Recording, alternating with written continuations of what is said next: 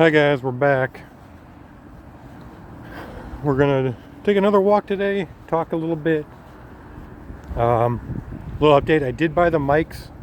They're not great quality. I'm still trying to figure out, it's like this little wireless mic that you could attach to yourself, but the positioning is super like touchy. Like it really needs to be in the right position, otherwise the audio just sounds like crap. So I gotta figure that out first before I use it. So I'm still using the audio from the phone.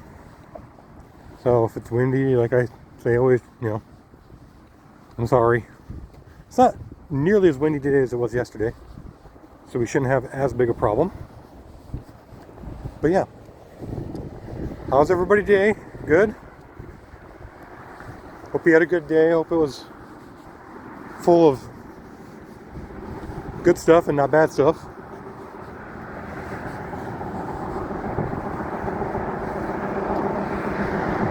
We'll do a little walk today, a little talk while it's, I'll show you what it looks like for me. Kind of a beautiful sky, actually. I like it. Look at the traffic over my shoulder. Not too bad. Nobody in front, nobody behind. As usual. I'm not going to complain about that, though. So.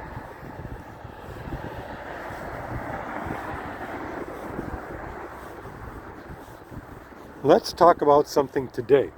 Now, I was looking up travel stuff like I normally do, and I was like Googling some articles and stuff like that. And again, I'm here in the States. I was looking up like 15, or I don't know if it's like 10 or 15 best or most affordable like international travel, right?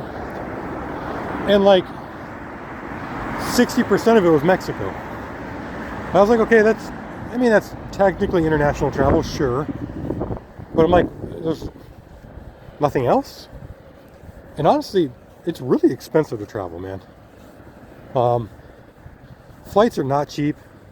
Now, if you do like an all-inclusive vacation package, like to Mexico or the Caribbean or something, or in our neck of the woods over here, it's pretty affordable. I mean, if you do all-inclusive like that, it's kind of limiting though, because you typically have to stay at like a resort and you can't leave and you can't do anything else besides like be there and eat their food there and do whatever they have there.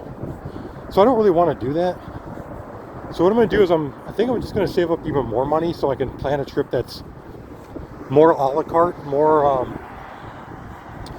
able for me to pick exactly what I want to do, and not be like limited to staying at like one hotel and then you can't leave or do anything. So I think that's what I'm going to do. And I looked up prices and kind of compared, like, for example, I use like various travel websites to compare airline prices. Now for me, since I'm in Fargo, North Dakota, we do have an international airport, but it only has like 8 direct flights. So everything else you have to do a layover somewhere to go somewhere else. And for me, I'd leave here, there's like a hour-and-a-half flight to Minneapolis, or you could even go to Chicago O'Hare Airport, lay over there for like a couple hours, and then you can go direct from there to wherever, basically. Now, if I'm looking at Japan, like I think I told you guys in the previous one, basically, if you just do one person round trip flight, it's like $2,500. That's a lot. I mean, that doesn't include the that doesn't include hotel or any of the money you'd be spending like doing anything or eating any food. I mean, I guess at the hotel they would provide I think they provide breakfast or something. They provide like lunch, or there's like one meal per day. But everything else you have to pay for yourself, and all the attractions, anything you want to spend, like pocket money, obviously, all that stuff. So I was calculating it out, and I'm no math major, but it pretty much came out to about $3,500 in total. And of course, you might have like another, I don't know, $200 to $400 in extra spending if you bought like a bunch of souvenirs, or if you really wanted to hit up a bunch of attractions that cost money or something like that. It costs a little bit more. But you're looking around, probably around $3,500. And that was for like 5 days, I think it was. I calculated out. It was like either 4, I think it was 5 days. I mean, it's not terrible. It's, you know. So if you have 2 people, $7,000. I mean, that kind of gets a lot. But, you know, something you can save up for. I guess that's what I'm doing. I'm saving up for it, little by little. And I've talked to like some coworkers and stuff about trips, and because some of my coworkers have been, you know, various places around the U.S. and around the world. And I've talked to them, and they basically said, before going to Japan, like, you know, because that's a big trip, do something small, like go to, you know, another state or another country that's kind of closer. And I thought about it, and it is cheaper for sure. Like, I think like it's like $2,000 or $2,500 for like a 5-night vacation package to like Dominican Republic or Bahamas or like some of these Caribbean areas, you know, around the U.S. And it's all inclusive, so I mean everything's included. Airfare was included, hotel, all the food. So it's like, yeah, it would be way cheaper. But I don't know. There's nothing really, and I don't know what it is. There's nothing really that draws me into like vacationing in like the tropics or like the Caribbean. You know what I mean? Like Mexico's a beautiful country from what I've seen, and like the mystique of like the Aztecs and the Mayans and Olmecs and like all the, you know, ancient civilization. That's cool. Like, I mean, it really is actually. As a someone like me, I'm a fan of Age of Empires. Have you ever played those games? I mean, I loved playing as the Aztecs and stuff. Again, the Jaguar Warriors and Eagle Warriors and stuff. That was cool. But I know that's not really representative of the full history, but it's what I, you know, what I played.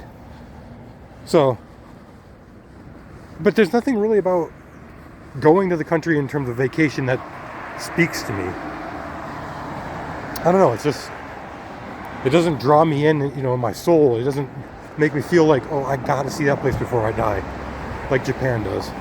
And I don't know what it is. I mean, I don't know if it's just, Japan to me seems like a mystical place. And maybe it's not, you know, maybe it's not as much as it is in my head. You know, the people who've been there, maybe you can tell me more. But pretty much every time I read anything about people going to Japan, it was like a life-changing vacation. They got to experience things that, like, it's just things that you wouldn't experience anywhere else. And it's a culture that's an ancient culture, man. Like, a lot of tradition in Japan. There's a lot of rules and etiquettes and things that are, they've been that way for a long time. So, I don't know, there's something about it. And obviously it's, you know, the young, you know, gamer or whatever in me too is like, okay, the land of anime, the land of, you know, those worlds of like Gundam and, you know, Capcom and like all the Nintendo, like all the things, Pokemon, the things that I grew up with and I'm nostalgic for in a way. And that might be the draw, you know, nostalgia. But I think I'm young enough, obviously, to, you know, save up and get there before I die, I would hope. God willing.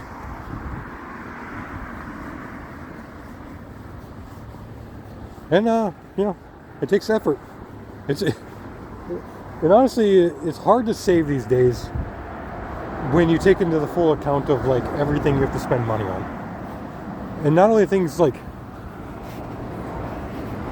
fun things, but like bills. I mean, it's not like if you spend your money, you go to a movie, let's say, and you spend $15 to go to the movies. That's like a drop in the bucket. It is something, but it's a drop in the bucket compared to like spending $1,000 on rent. or spending, you know, like $100 on internet or $100 on your cell phone, or, you know, all these other things that add up to be thousands of dollars a month. And it's like, it's hard to save, you know.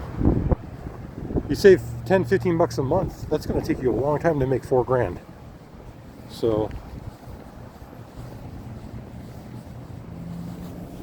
go to the crosswalk here.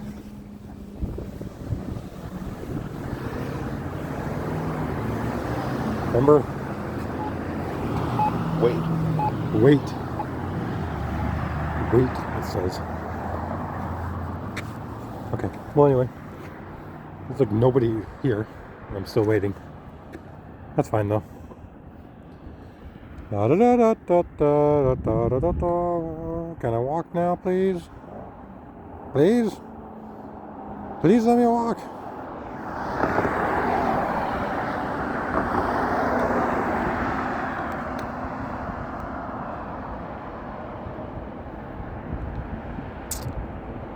Please.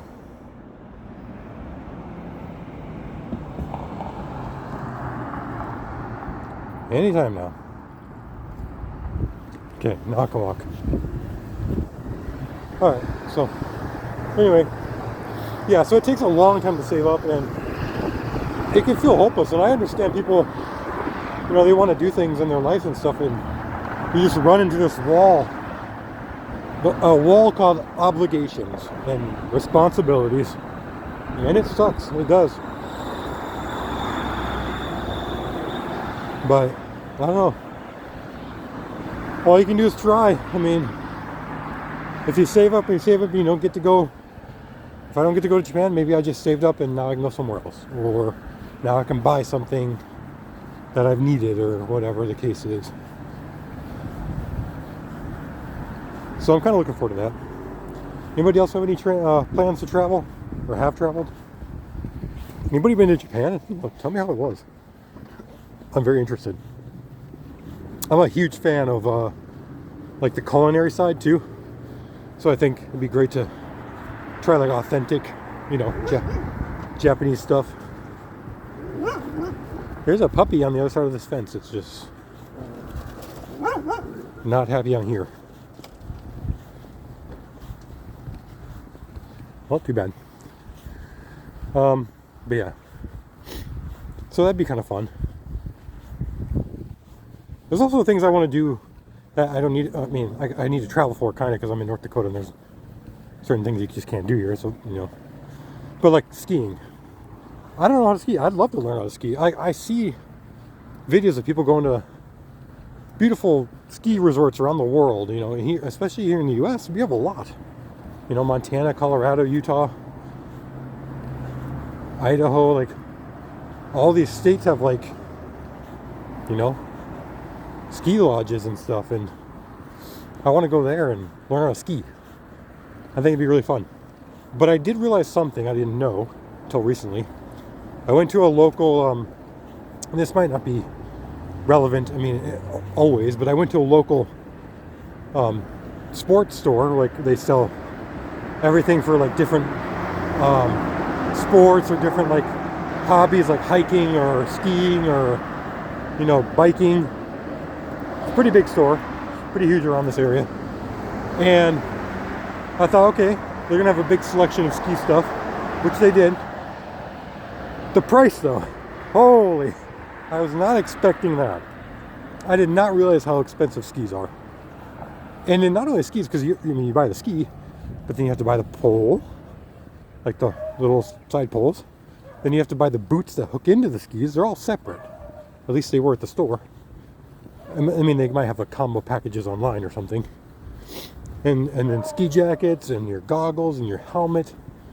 Anyway, after I put all this stuff in the cart just to see, I was at like $3,000. It was like 20 something, and then with tax and all that stuff, yeah, it was like close to $3,000 or something like that. I was like, wow, who can afford this? Who's doing this? So, what do you guys think? Is skiing a rich person's sport, hobby, pastime? Is it? Is it kind of like water polo or like, croquet? Like whatever. Are those like rich people pastimes? Maybe they are. I don't know.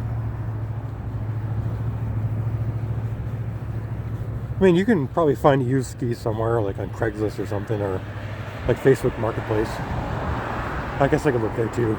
I didn't look there, but you can probably get a little cheaper. It is March, and there's still people with the Christmas lights on. I mean, I love Christmas season, but dang, I'm dedicated. But yeah. So yeah, I want to learn how to ski. I want to go to Japan. I want to learn a second language, third language even. I've been trying to use Duolingo on my phone. It's okay. Like, it's more of just, I don't know what it is about it. It just tells you words and then just makes you repeat them. And then that's it. Like, moves on to like another word. And is that like a good way to learn a language? From everything I've read online and watched on YouTube videos, people learn more by like practicing it in real life, like with people who know the language. Is that true? Anybody else know a language and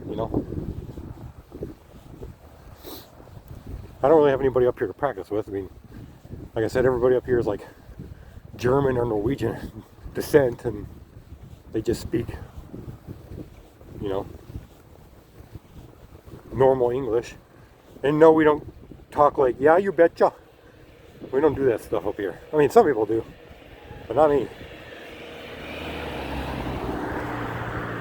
But yeah, anyway, I want to learn Spanish. I'd like to learn Spanish. Never did in high school. I had the opportunity to, but I don't know what I took. I took different classes. I think I took like cooking and maybe like physics or something. They were more interesting to me than Spanish at the time. Now I wish I would have took Spanish, because it's not like I really used physics class for anything in my career. And the cooking thing is like, well, it's really easy to cook. Like, you don't really need to take a class.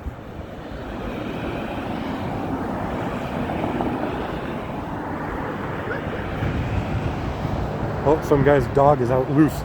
And it's a very busy highway. Remember, people, if you're going to have an animal, please keep it on a leash or like in a gated area.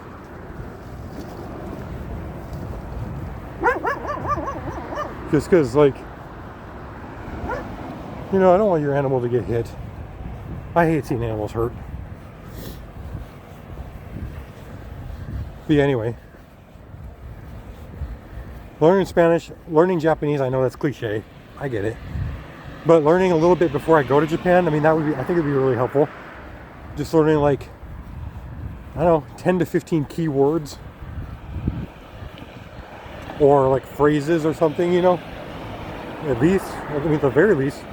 I think that's something that when you're traveling internationally, I honestly think that's the most respectful thing, or one of the most respectful things you could do, is learn a little bit of their language.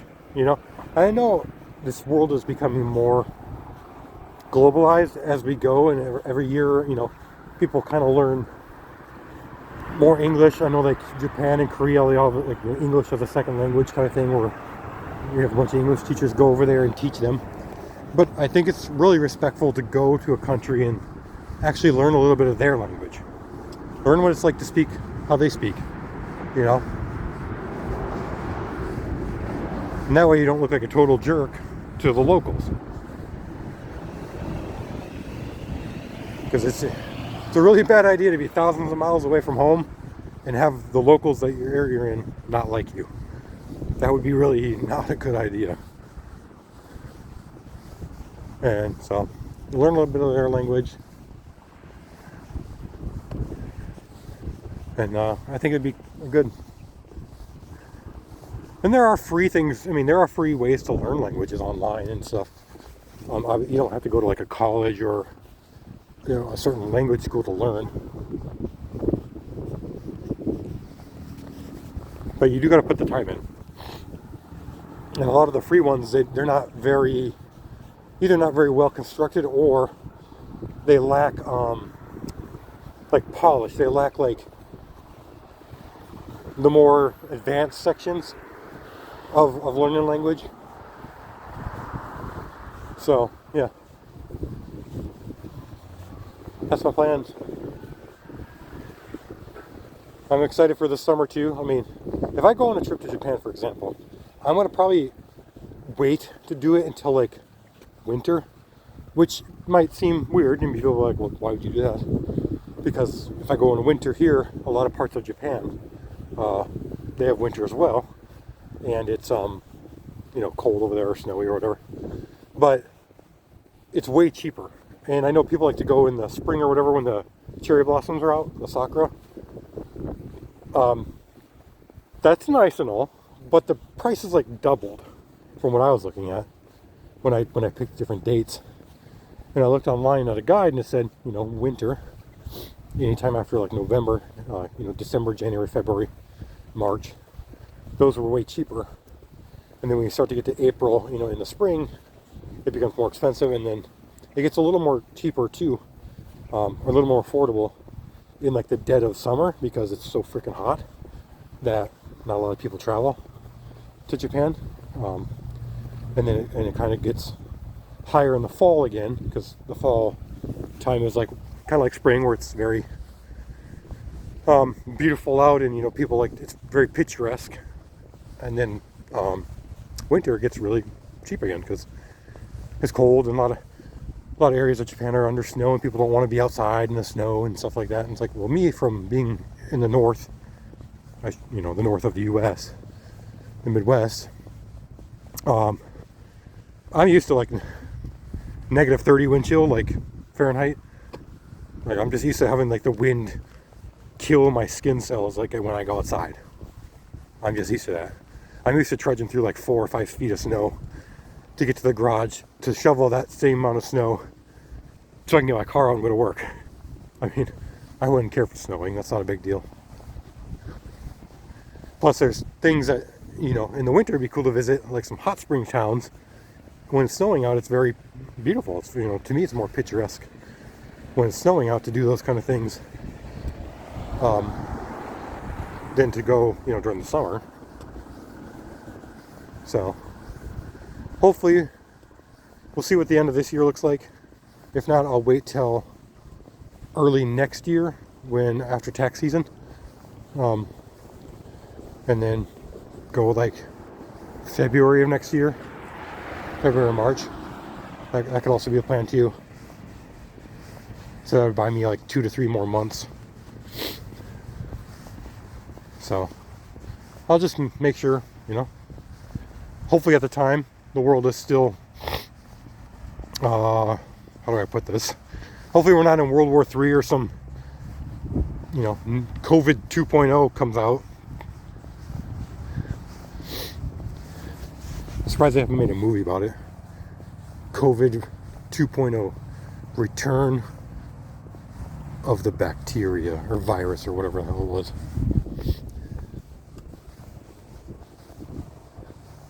They probably haven't made it. They probably made it like a cheesy sci-fi channel movie or something about it. But yeah. So that's the plan. This summer, I want to ride some motorcycle. Gonna be fun. Maybe go on a little bit of a motorcycle trip. Kind of like a couple day trip. That'd be really cool too. Like I said, I live in the upper Midwest. There's a lot of flat, open ground up here, man. So there's not a lot to see, I should say. I'll put it that way. But, you take a 3-hour ride in pretty much most directions, you'll get to something cool. So, that's my goal.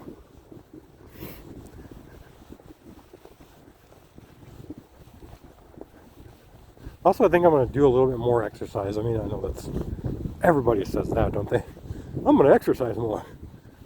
And then they just sit on the couch and have another bag of Doritos, which sound great, by the way, but I'm going to try to exercise more. I walk every day, for my job too, I walk a lot. I'm in and out of my desk all the time. But I think doing more workouts, like some actual real cardio, biking, running, you know, that kind of thing. Weightlifting, I know, big for making sure your muscles are toned. You know, it's not all just cardio or, you know, it's kind of more well-rounded to kind of have everything included. And then the big thing, eating right. Your nutrition, your diet. I mean, the funny thing is too, people don't realize this a lot, is that if you were to just change the way you eat and what you drink, but never change any amount of exercise you have, or like don't increase it or anything, people would naturally lose weight. That's how bad the diets are here in the US anyway. We just have a lot of processed food.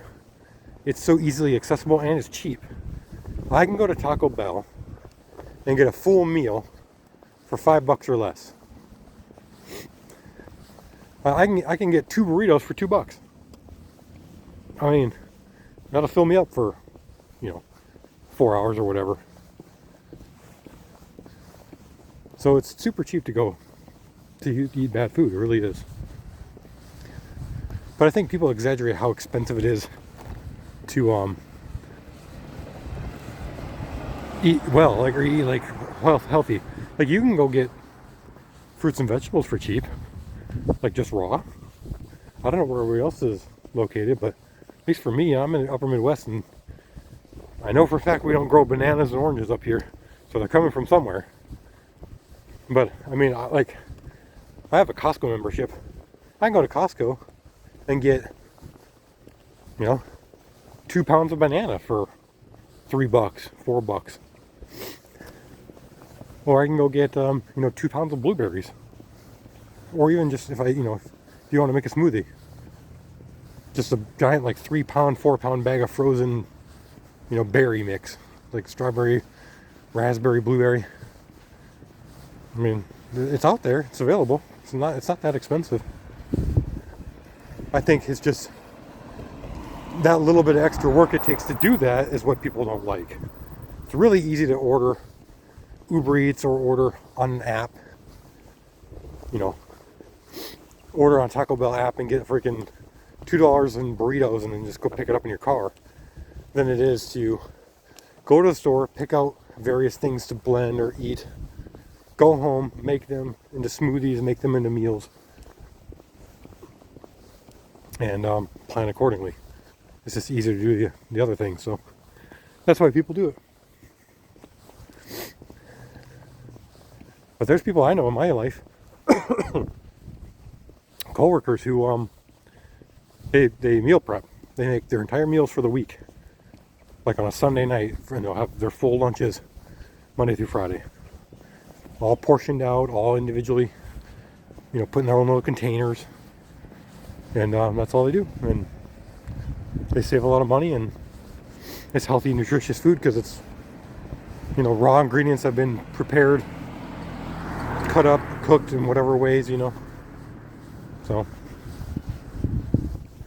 like most things in life, it is possible to do it. You just got to put the willpower in. Something I struggle with a lot too. Every day is a learning experience.